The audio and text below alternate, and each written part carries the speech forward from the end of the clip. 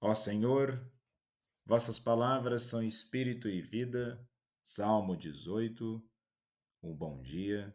Desejo a você uma excelente segunda-feira e semana e que possamos permanecer na paz de nosso Senhor Jesus Cristo. Em nome do Pai, do Filho e do Espírito Santo. Amém. Recorramos sempre à poderosa intercessão de Maria Santíssima, nossa Mãe, e de São José, o Justo. E se as palavras do Senhor são espírito e vida, que possamos permanecer fiéis à palavra de Deus. A vida não diz respeito tão somente a fazer a nossa vontade, a realizar os nossos prazeres ou aquilo que nós achamos que é verdade. O convite quaresmal é para que de fato possamos endireitar e colocar a nossa vida à luz da palavra de Deus e em concordância com a vontade divina. Num pensamento moderno, alguns vão criticar, dizer que a vontade de Deus é para que simplesmente nós sejamos felizes, então se eu estou feliz, está tudo bem. Mas vejamos, muitas vezes o ser humano procura caminhos ilusórios de felicidade e muitos desses caminhos não são caminhos justos ou necessariamente bons. E por isso, há uma necessidade de refletir sobre a ação. Evidentemente, muitas pessoas vão procurar pelo jejum no tempo quaresmal, embora não seja apenas para o tempo quaresmal, mas o jejum ele deve sempre apontar para a raiz das atitudes, das intenções humanas. Uma vez que conseguimos controlar e dominar as nossas ações e as nossas intenções, submetendo-as a Deus, nos tornaremos pessoas melhores. Na primeira leitura de hoje do livro do Levítico, capítulo 19, dos versículos 1 ao 2 e versículos 11 ao 18, faz parte do chamado Código de Santidade. É um conjunto de leis e orientações para o povo de Israel de viver de maneira santa. Tem semelhanças ao Decálogo, né, os 10 mandamentos, especialmente nos versículos 11 e 18. E vejamos como esse código diz muito a respeito ao que vivemos ou que deveríamos viver nos dias de hoje. O versículo 11 está assim: Não roubeis, não mentais, nem enganeis uns aos outros. Vejamos, se as pessoas não roubassem, não mentissem e nem enganassem uns aos outros, certamente o mundo de hoje seria muito melhor, não seria? Depois, não jureis falsamente pelo meu nome, pois profanareis o nome do vosso Deus. É muito comum escutar as pessoas falando em nome de Deus de forma banalizada, muitas vezes até atribuindo a Deus coisas que ele não faz e coisas que ele não quer. E evidentemente o mundo também seria melhor. Não explores o teu próximo, nem o oprimas. Ainda ocorre muita exploração e opressão nos dias de hoje. Não amaldiçoeis o surdo, nem pões tropeço diante de um cego, mas temerás o teu Deus. Olha, não amaldiçoeis um surdo, aqui tem um sentido figurado.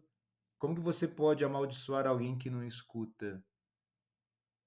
Ou seja, você não deve, na ausência das pessoas, falar mal delas. Ou seja, você não deve falar mal de alguém em nenhum momento. Seja que ela escute ou não escute, não se fale mal das pessoas. Isso é uma procedência maligna. E também, por aspecto social, não amaldiçoar o surdo, pessoas que são surdas ou pessoas com limitações físicas, muitas vezes elas são o que nos dias de hoje? Excluídas. Não cometereis injustiça em juízo, não favoreças o pobre, nem prestes honra ao grande, e com justiça julgarás o teu próximo. Vejamos bem, não cometereis injustiça. O que está falando aqui é não favoreça o pobre, nem prestes honra ao grande. A nossa vida tem que ser justa. Aquilo que é justo, à medida que realmente é calcada e faça sentido que ela seja aplicada. Não andarás espalhando calúnias entre o teu povo. Não odiarás o teu irmão no teu coração. Não te vingarás, nem guardarás rancor. Vejamos bem quantas orientações que, se de fato fossem bem vivenciadas nos dias de hoje, muitas coisas no mundo, na sociedade, no Brasil, poderiam com certeza serem evitadas. Nesse sentido, a aplicação disso para nossas vidas é um quê? Um chamado à santidade, honestidade e verdade, justiça com os trabalhadores, os vulneráveis, justiça nos julgamentos e a base de tudo isso, o amor ao próximo. Amarás o teu próximo como a ti mesmo. É isso que Jesus cita em Mateus 22, versículo 39. É a essência, a raiz de todo comportamento humano. Se entendermos bem isso, teremos uma vida mais pautada na honestidade, no cuidado, na fraternidade, na reconciliação. E tudo isso certamente nos auxiliará em algo fundamental para nossas vidas, a conversão. E a conversão ela se dá aqui. Muitas pessoas ficam esperando o momento do juízo final, ao qual nós temos no Evangelho de hoje, em Mateus capítulo 25, dos versículos 31 ao 46. E essa passagem mostra Cristo no juízo final, separando justos e ímpios, representados por ovelhas e cabras. Tanto as ovelhas e cabras eram animais extremamente importantes, na realidade agrícola, pastoril, no período de Jesus.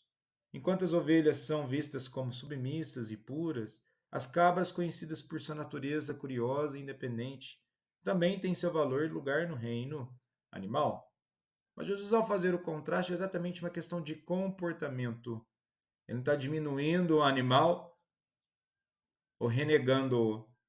Se uma é mais submissa, submissão ao quê? Submissão à vontade de Deus. E a segunda, sendo mais independente e autônoma, muitas vezes o ser humano quer ser autônomo, mas não sabe de onde partir e qual princípio moral deve seguir.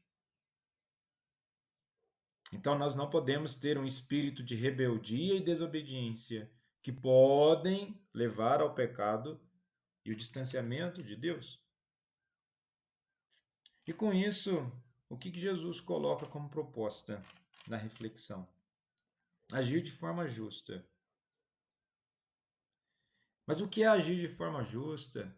Vejamos o versículo 37. Então os justos lhe perguntarão: Senhor, quando foi que te vimos com fome e te demos de comer, com sede e te demos de beber? Quando foi que te vimos como estrangeiro e te recebemos em casa, e sem roupa e te vestimos? Quando foi que te vimos doente ou preso e te fomos de visitar? Então o rei lhes responderá: Em verdade eu vos digo, todas as vezes que fizeste isso a um dos menores de meus irmãos, foi a mim o que fizeste. Depois o rei dirá aos que estiverem à sua esquerda: Afastai-vos de mim, malditos, e ide para o fogo eterno, preparado para o diabo e para os seus anjos. Algumas pessoas gostam apenas desse versículo, que Deus vai afastar e mandar as pessoas para o fogo eterno. Mas vejamos que o versículo 37 ao 39 aponta exatamente para o tipo de comportamento que as pessoas devem prestar atenção.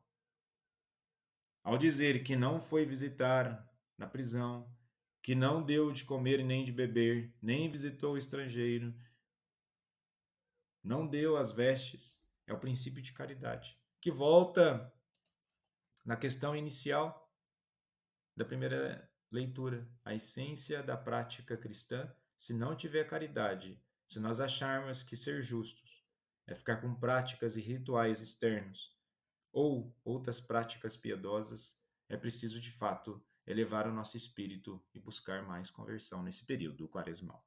Jesus, manso e humilde de coração, fazei o nosso coração semelhante ao vosso.